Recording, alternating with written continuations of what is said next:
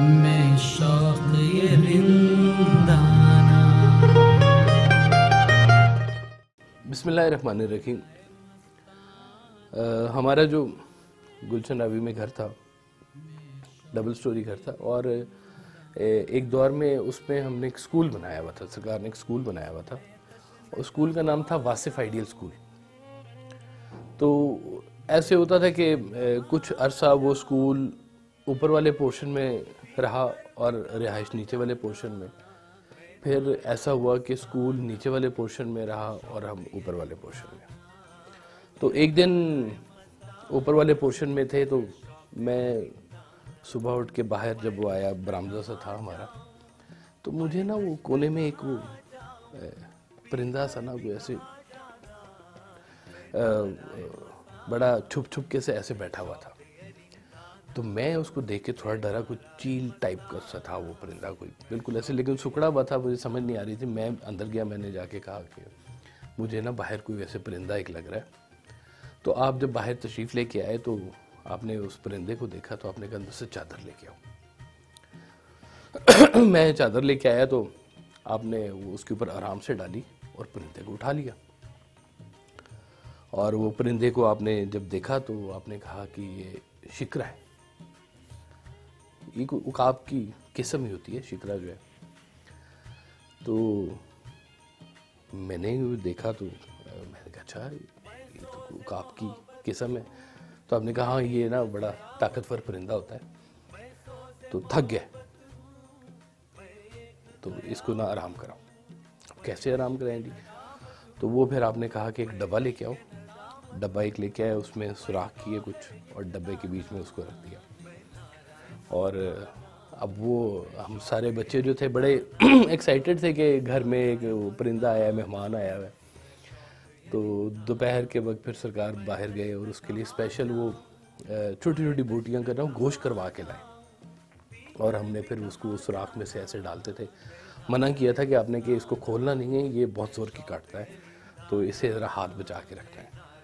تو ہم اس کو وہ کرتے رہے، تو تھوڑے ایک آدھ دن میں نا وہ تھوڑا سا پھڑپھڑانے بھی لگ پڑا اندر. تو آپ نے کہا یہ تھوڑا سا صحت میں آ رہا ہے.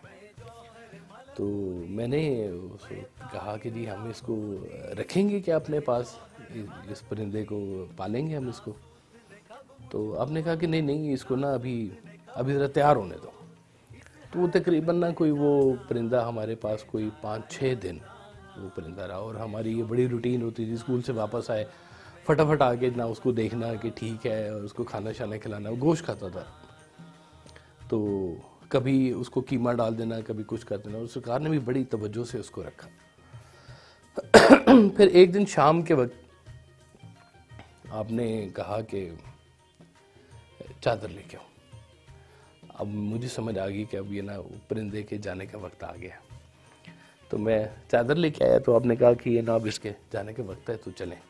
تو ہم وہ سب گھر والے مل کے نا چھت کے اوپر چلے گئے. وہ پرندے کو سرکار نے ایسے پکڑا ہوا، شکرے کو.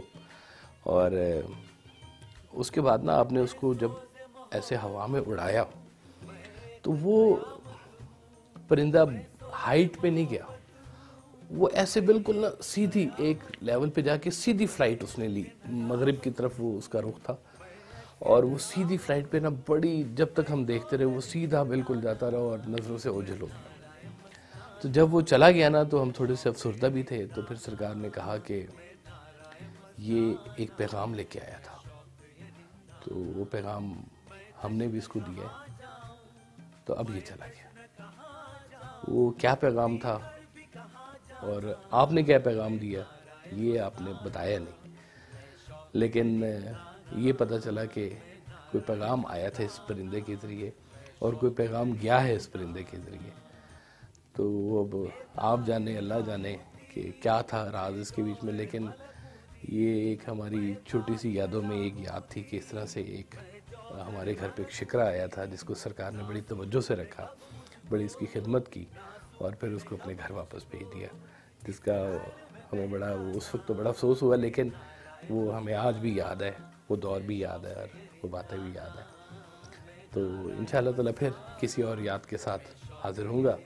اللہ آپ سب کو سلامت رکھے، آپ کے گھر میں خیر و عافیت رکھے. اللہ اپنا کرم فرمائے. السلام علیکم. نعرہ مستانہ میں شوق یہ رند